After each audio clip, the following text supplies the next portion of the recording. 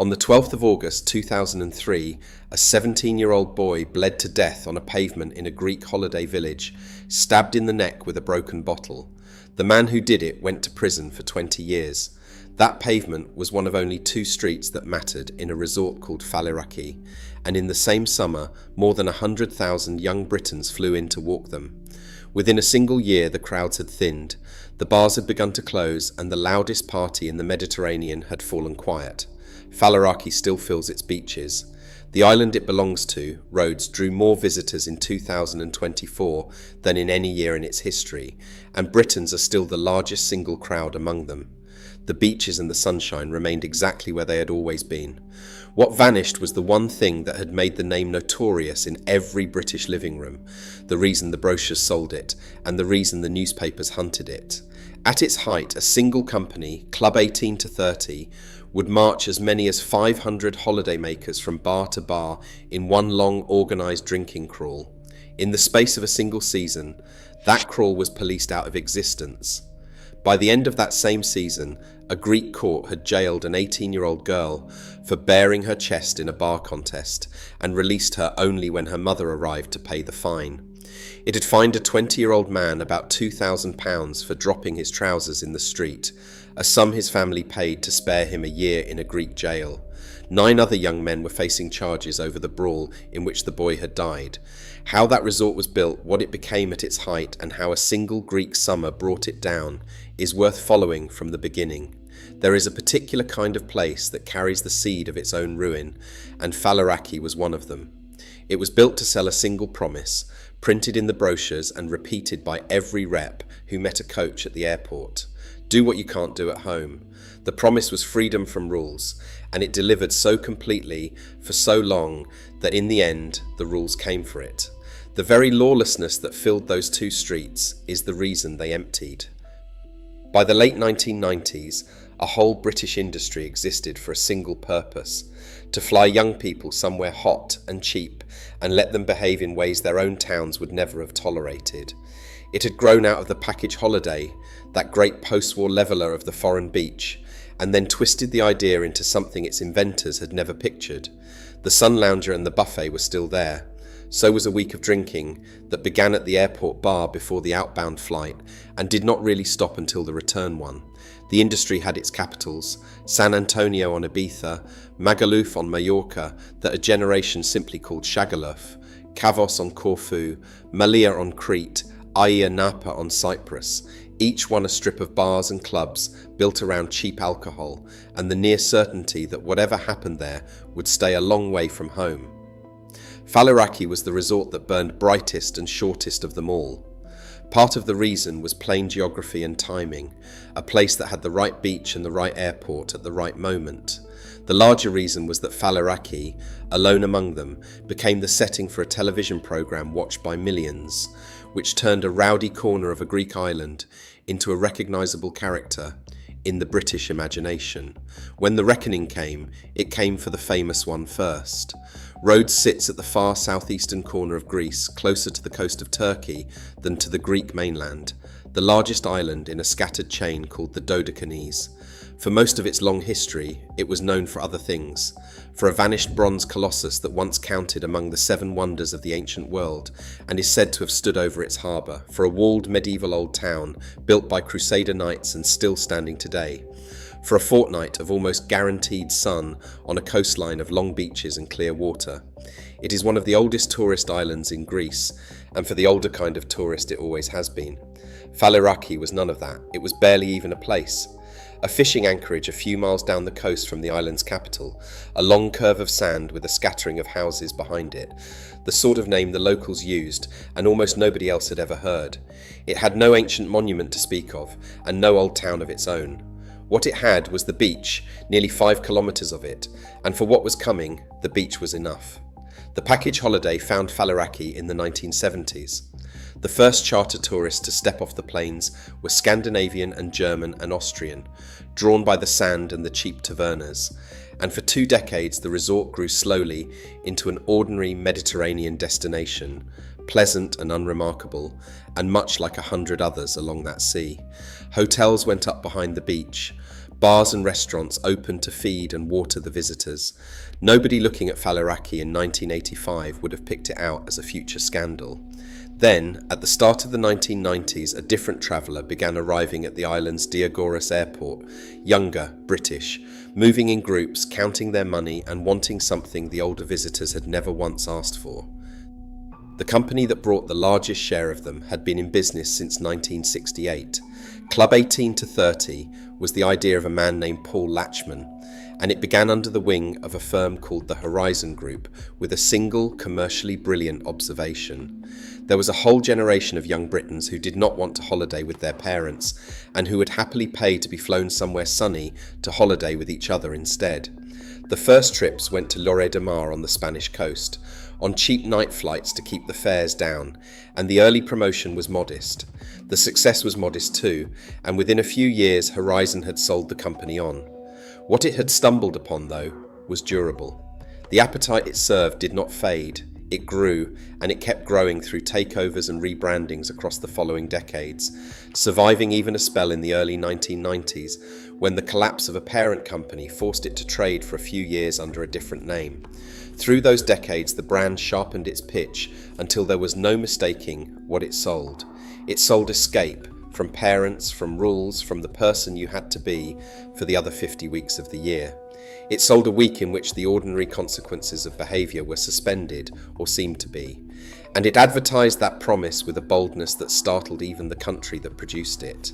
Its poster campaigns, several of them made by the advertising firms Saatchi & Saatchi, traded in innuendo so open it barely counted as innuendo at all. Running taglines, a modern travel company would not survive a single morning for printing.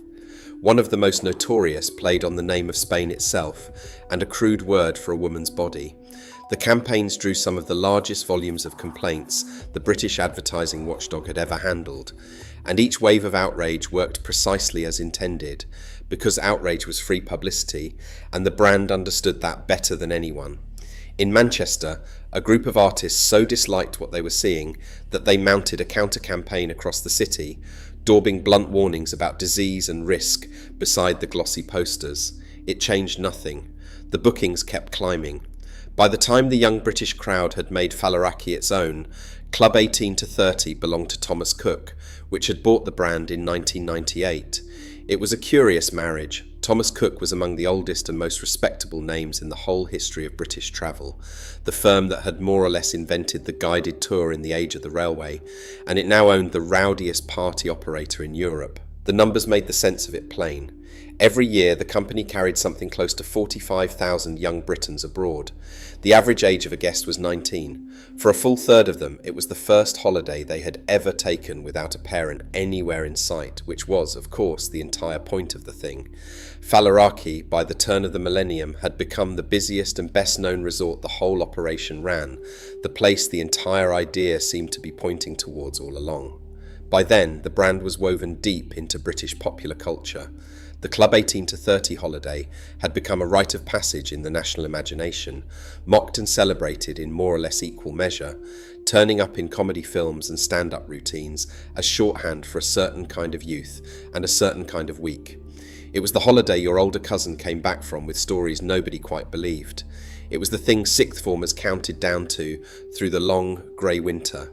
For a working-class teenager at the end of the 1990s, a week in a resort like Faliraki was very close to the first proper grown-up adventure that money could actually buy, and the company had spent 30 years making certain they knew it.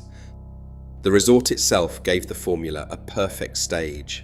The nightlife had concentrated into two narrow lanes that everyone who went there simply called Bar Street and Club Street, a few hundred metres of open frontages and spilling light. Sound systems fighting each other into the small hours, the whole of it packed shoulder to shoulder on an August night until a person could barely move along the pavement. There was no ancient site to visit in the morning, and very little else the resort was really for. There was the beach by day, and there were the two streets by night, and the two streets were where the money was made. The engine that drove them was the organised bar crawl. A rep would meet a fresh coachload of arrivals at their hotel, hand out wristbands, and lead them from one venue to the next in a single moving column. A crowd that on the busiest nights swelled to 500 people, all drinking to the same schedule, all buying discounted drinks at each stop, all steered by a young member of staff paid to keep them moving and keep them spending. It was mass tourism reduced to its most efficient possible form, a river of alcohol with a timetable. It was also, though nobody was saying so out loud yet, the single practice the Greek authorities would one day decide to break in order to break the resort. A week in Faliraki ran to a rhythm that barely changed from one coachload to the next. There were foam parties, where a club flooded its dance floor waist deep in white suds, and a few hundred strangers lost themselves and each other in it. There were themed nights built entirely around drinking, toga nights and school uniform nights, and nights whose only real purpose was to empty a room of teenagers of their inhibitions as quickly as the bar could pour. There were competitions on the stages that a family newspaper could not have printed a description of, and running underneath all of it was the rep, the smiling worker of about 22, on a small wage and a drinks commission, whose job was to make sure the guests drank, spent, came back the following night, and flew home with a story outrageous enough to sell the holiday to everyone they knew. The whole resort was a machine for manufacturing that story, and for a decade it ran without a break. What turned a busy resort into a national event was television.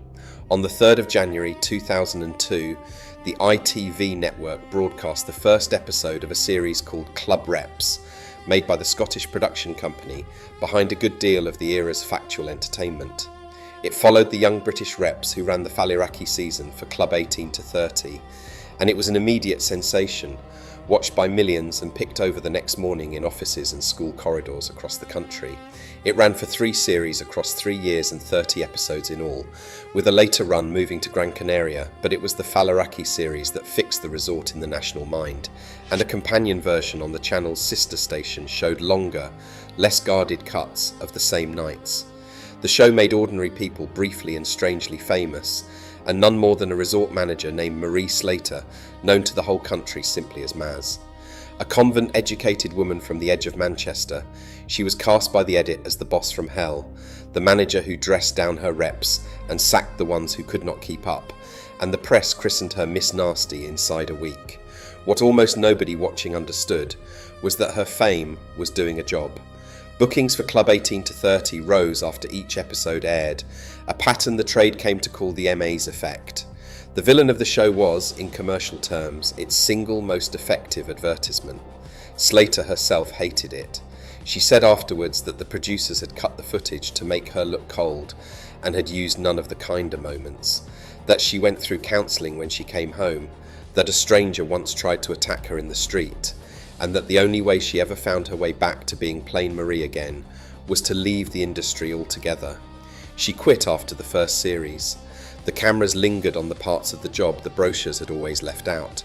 Reps, women and men alike, were expected to climb onto a stage and strip naked in front of a roaring crowd of holidaymakers, dancing to a Liberty X record while the guests bade them on, and the programme broadcast it to the nation on a weekday evening. There were segments on the testing of an aphrodisiac drug, on drinking games that ended in vomiting, on a lifelong teetotaler talked into 7 drinks, one after another. The resort had spent a decade quietly selling the idea that here, and only here, you could behave in ways you never would at home. Now that idea was on primetime television every single week, and hundreds of thousands of young people watched it and then booked the holiday for themselves. Marie Slater had seen all of it long before the cameras ever arrived. She had started out as a Club 18 to 30 rep years earlier, a young woman fresh from a convent school on the edge of Manchester, and she said the job had genuinely shocked her at first, that she had not believed how far some of the holidaymakers would go, or how openly they would go there. By the time the programme found her, she had risen to manager, the one who had to hold the whole operation together while the guests came apart around her, and that was the single role the edit fastened onto. A country of viewers decided it knew her from a handful of scenes across a handful of Thursday nights. She spent years afterwards trying to persuade people that the woman on the screen and the woman she actually was were not the same person, and for the most part failing. She had counselling when she came home. She said a stranger once tried to attack her in the street. She left the industry in the end because leaving was the only way she could find back to her own name. Not everyone on the island was grateful for the attention. When the crew came back to film a second series in Faliraki, some of the local bar owners had worked out precisely what the programme was doing to the name of their town, and the welcome turned cold and then hostile. The crew found themselves confronted by angry locals and, by some accounts, holed up in their own hotel while the mood outside settled. It was an early sign, missed at the time, that the people who actually lived and worked in Faliraki did not all regard the party as their good fortune. Some of them had begun to regard it as something closer to an occupation of their own town. The show and the fame rolled on regardless. Faliraki was no longer merely a resort. It had become a byword, a single word a British newspaper could set in a headline and trust every reader to understand. Club Reps was, in its way, a pioneer. It arrived at the very start of the reality television boom, before the genre had settled into its familiar shapes, and it proved that there was an enormous and reliable audience for watching ordinary young Britons behave badly in the sun. Studio presenters introduced the episodes back home. A later, less guarded version of each week's footage went out on the channel's sister station for viewers who wanted the parts the main show had trimmed. Reps who had been anonymous seasonal workers in May were recognised in their hometowns by September. The programme ran for 3 series and 30 episodes, and by the time it ended, it had helped to write the template for a decade of holiday and nightlife shows that followed it. It had also, without ever quite intending to, built a case against its own subject. Every episode that sold the spectacle of Faliraki made it a little harder for the authorities to keep calling that spectacle harmless. For 2 summers, it was among the most talked about holiday names in the country, and the visitor numbers rose to meet the noise. In 2002, the Greek National Tourism Organisation counted 430,000 British visitors to the whole island of Rhodes. Roughly 35% of them, something like 150,000 people, stayed in Faliraki alone, a resort whose entire nightlife still ran along those same 2 streets. On an August night, that short stretch of tarmac held one of the densest gatherings of drunk young Britons anywhere on the surface of the earth. A BBC correspondent who went out that summer described what sounded like 2 separate islands sharing a single name. One was the upmarket Rhodes of couples and families and archaeology, the island the guidebooks had always sold. The other was Faliraki, which he reported as overwhelmingly British, overwhelmingly young, and by nightfall staggeringly drunk. It read less like a resort than like a colony, a slice of a British city lifted whole and set down beside a warm Greek sea, running on its own rules and policed, for the moment, by very nearly nobody. The scale of it is hard to picture now. Picture instead a small Greek village, a place with a permanent population you could count in the low thousands, absorbing tens of thousands of young visitors at a time, across a single short season, almost all of them there for the same reason, and awake for the same hours of the night. The 2 streets did not empty until dawn. The noise carried across the whole resort. By the small hours, the pavements held a slow-moving crowd of the very drunk, the ambulances and the police did their quiet rounds, and the reps counted their commissions and got ready to do it again the next night. For the young Britons who loved it, it was the best week of their lives.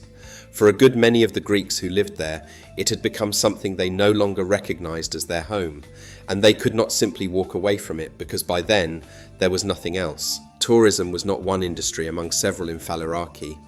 It was the industry, the only thing the modern town had ever really been for, and the young British trade was the richest seam in it. The bars, the hotels, the taxi drivers, the supermarkets that sold the sun cream, and the cheap spirits. All of it depended on the season, and the crowds the season brought. That dependence is the quiet weakness underneath the whole story.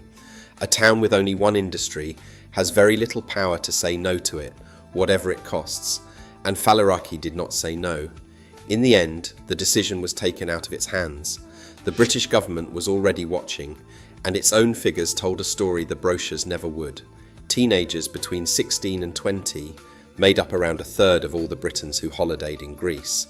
Yet by the Foreign Office's own count, that same young age group accounted for more than 70% of the 800 to 900 consular cases Britain had to handle across the entire country every single year.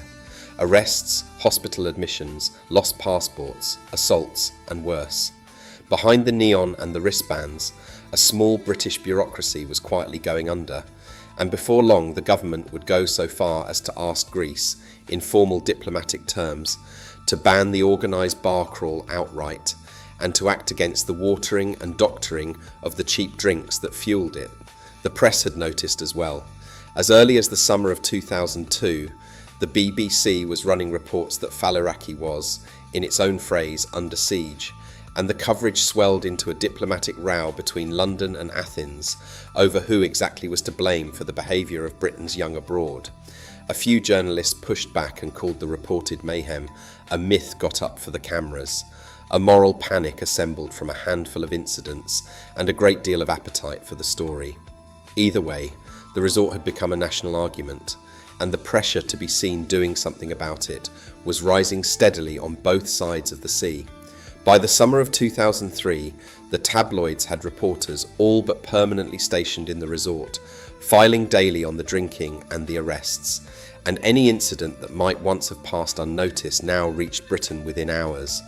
Faliraki was being watched as it had never been watched before, by its own government, by the Greek authorities, and by a press that had found the resort reliably sold newspapers. Everyone on the strip could feel the weather beginning to change. The only question left was what it would finally take to turn all that pressure into action. For a while it seemed this could run forever. Each season brought more coaches, more bars, more reps, more cameras, and no obvious ceiling anywhere in sight. Then, in the summer of 2003, the whole machine seized inside a few short weeks. The tourists behaved exactly as they always had. This time the island answered, and the answer began with 2 deaths, and a run of arrests that no British newspaper on earth was going to ignore. The deaths came first. Early in that August, a 29-year-old British tourist was struck and killed by a refuse lorry on the strip late one night.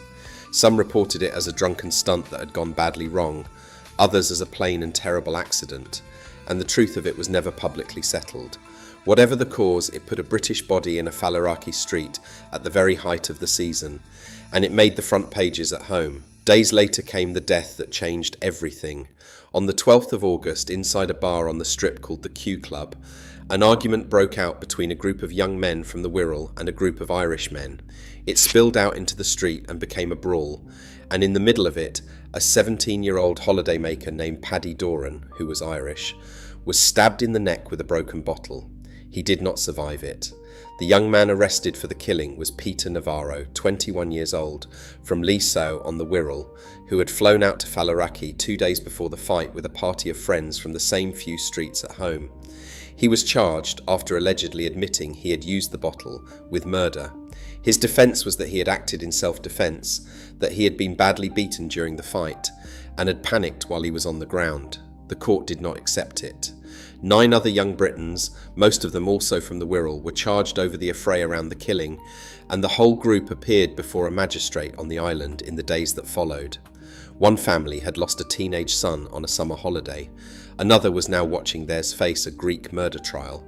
The legal wreckage spread well beyond the 2 of them. In all, around 10 men from the same corner of Merseyside were charged in connection with that single night, most of them with affray, one of them only with possessing a drug, and several more were arrested and then released without any charge at all. They had flown out together for an ordinary lad's holiday in the sun. 2 parties of friends from the same few streets. Those who came home to court dates, to legal bills, and to a summer that would define the rest of their lives. That trial did not come for more than a year. Navarro spent the wait in a cell on the neighbouring island of Kos. In the end, a Greek court convicted him of murder and sentenced him to 20 years, and by the time the sentence was passed, in December of 2004, he was 22 years old. A drunken fight on a party street had ended, with one teenager dead and another facing 20 years in a foreign prison. It was the death of the teenager that changed the register of the whole story. Drunkenness and nudity had made for comedy, for tutting headlines and guilty Thursday night viewing figures. A 17-year-old bleeding to death on a pavement did not.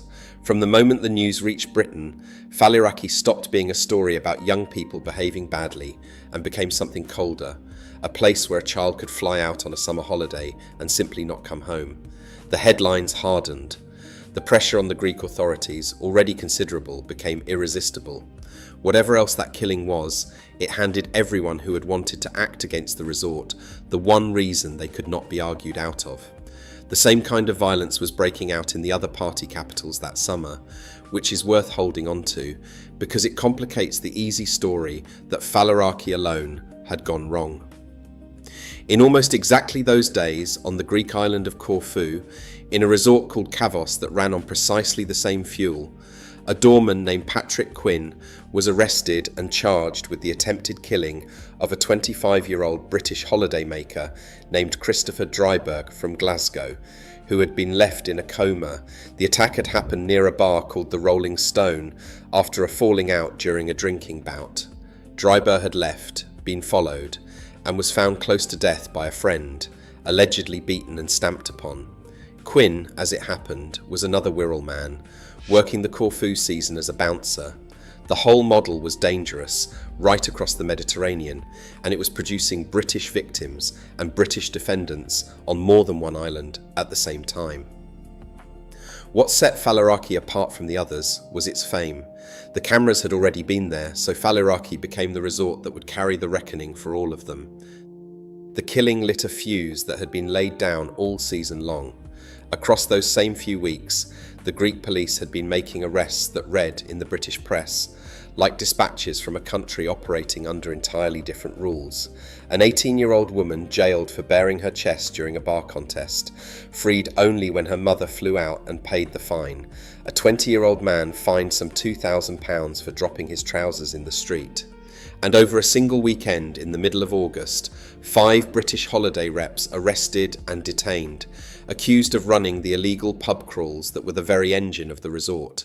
Their employer protested furiously, insisting its staff were being held unlawfully and in breach of their human rights. The reps kept their jobs. They were young workers, a very long way from home, some of them barely older than the guests they were paid to shepherd, and now they were sitting in Greek police cells for organising the exact activity their contracts required of them. It was the clearest statement the island had made all summer. The crawl itself, the thing the whole resort had been built around, the moving river of 500 drinkers that was the single most profitable idea anyone in Faliraki had ever had, was now something you could be arrested for.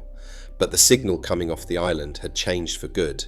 For a decade, the same behaviour had been shrugged at, laughed at, and finally filmed for the nation's entertainment. Now it was being met with handcuffs and cell doors and Greek magistrates. Beneath the farce ran something a great deal darker, and the figures made it plain. In 2002, across the island of Rhodes as a whole, 34 rapes had been reported to the police.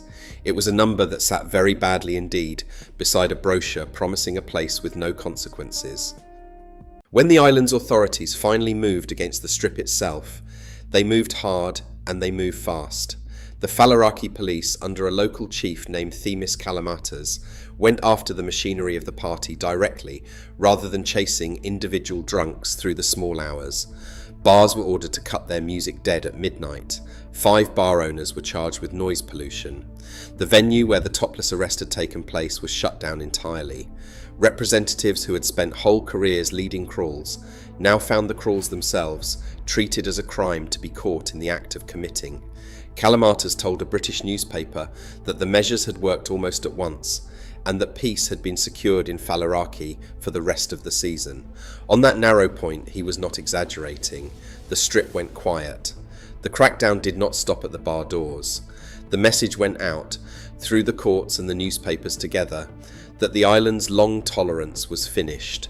The topless arrest, the trousers fine, the jailing that ended only when a parent flew out with a fistful of cash, the 5 representatives in the cells, all of it belonged to the same campaign, delivered in one compressed season and aimed squarely at the young British market that had made the resort rich. Back in London, the government pressed Greece to go further still and outlaw the organised crawl across the entire country. For a market that had been sold a place with no rules, the sheer speed of it was the shock. The young crowd could feel the change inside a fortnight, and the word travelled home just as fast. The strangest scene of the whole affair came that September, when 2 senior English police officers flew out to help. Blackpool, on the northwest coast of England, had spent years wrestling with the drunken chaos of its own famous seafront, and its force was regarded as expert in exactly this problem. A superintendent named Andy Rhodes and an inspector named John Donnelly travelled all the way to Faliraki to advise the Greek police face to face on how a resort learns to hold back a tide of young drinkers. They pointed to the aggressive drinks promotions and the crawls of up to 500 people as the true root of the trouble, and they placed a large share of the blame on the very television series that had made the resort a household name, arguing that a program built around the wildest nights of the season had, in effect, broadcast a green light to millions of impressionable young viewers back home. The program that had made Faliraki famous across Britain was now being named by British police as part of what had gone wrong. There was a grim logic to the choice of Blackpool. The Lancashire town had been Britain's own working-class pleasure capital for the better part of a century, a place that had wrestled for generations with the very mix of cheap fun and hard drinking that was now drowning Faliraki. If anyone in Britain understood how to police a tide of drunk holidaymakers, it was the force that had spent 100 years policing them on the Lancashire coast. Their expertise had simply followed the crowd south to the Mediterranean sun. Whatever weight you give to each separate cause, the effect on the following season was brutal and swift. The tour operators that had spent a decade building Faliraki into a brand began pulling out in 2004. Club 18 to 30 reported that its bookings for the resort had fallen by around 70% in a single year. The company put the collapse down to a cyclical market, the ordinary way holiday resorts drift in and out of fashion, and there was a grain of truth in it. A travel body spokesman described the way a resort can pick up a car crash reputation almost overnight, people going out, hating it, and coming home to say so until the fashion simply moves on to somewhere new. But outside the business, very few people believed the timing was a coincidence. The bookings had cratered. In the very same year, the resort's name became a national shorthand for a stabbing. The speed of the reversal was the astonishing part. The charter seats that had sold out the previous February now sat empty. The operators studied the numbers for the 2004 season and quietly moved their young customers elsewhere, to resorts that had not yet had their reckoning. The machine that had delivered 150,000 Britons a year to two narrow streets redirected itself almost overnight, and those two streets were left to work out what on earth they were now for. The operators did the only thing left open to them. They began selling Faliraki as the thing it had been long before the young British crowd ever swept in, a family destination, quieter, cheaper, pitched at parents and couples rather than at 18-year-olds in plastic wristbands. The season shortened. Bars that had roared for years pulled down their shutters for the last time. The reps stopped arriving and the cameras stopped following them out. One restaurant owner who had watched the entire arc unfold from behind his own counter said the town had made a mistake in ever becoming so English in the first place, that it had stopped being a Greek place at all, and that he was glad, in the end, to see the young crowds looking elsewhere. Not everyone who lived in Faliraki mourned what had been lost, because a good number of them had never wanted it in the first place. Faliraki turned out to be only the first of many. In the years that followed, one resort after another that had lived off the same young British trade faced a version of the same reckoning, as Greek and Spanish authorities, worn down by the cost and the headlines, began to police their own strips and to court a calmer and wealthier kind of visitor. The Balearic Islands moved eventually against the organised bar crawls and the balcony jumping and the endless cut-price drink deals. Magaluf tightened its rules. Ayia Napa softened its edges. The particular kind of holiday that Faliraki had brought to its peak did not disappear from the earth, but it spent the next 2 decades in a long, slow retreat, pushed out of one town after another by places that had done the same arithmetic and reached the same answer. The money, they decided, was no longer worth the trouble. Faliraki had simply been the first to decide it, and by far the most public about it.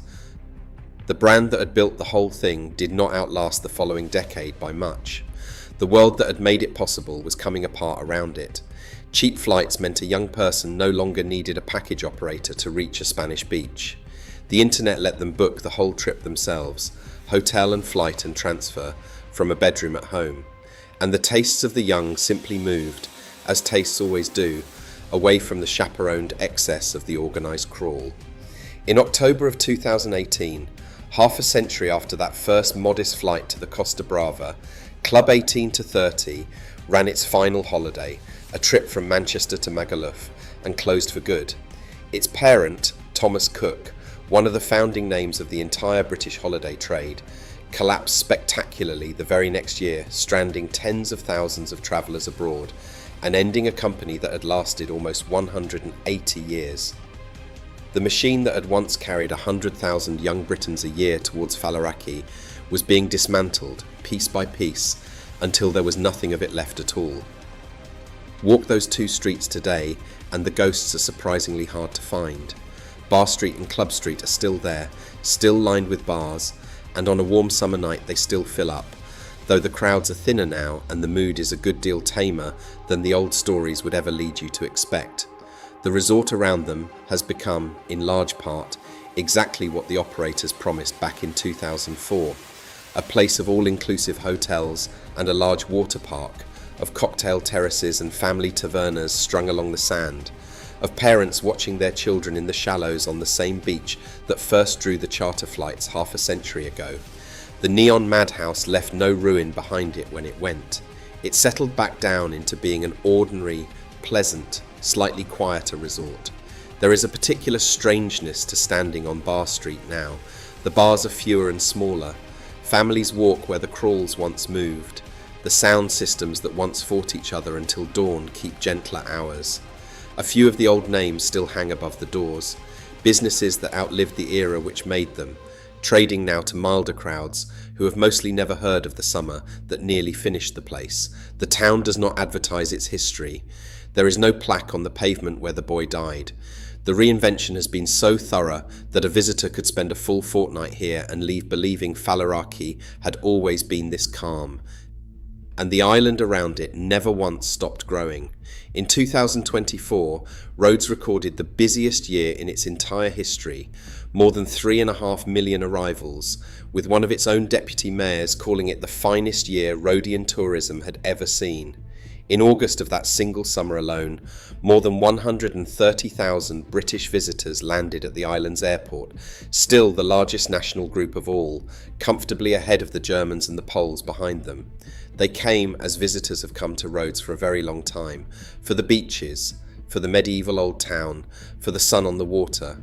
Almost none of them came for the reason a whole British generation once had. There is no monument to any of it. The record-breaking millions who fly into Rhodes today pass within a few miles of the two streets and never once think of them.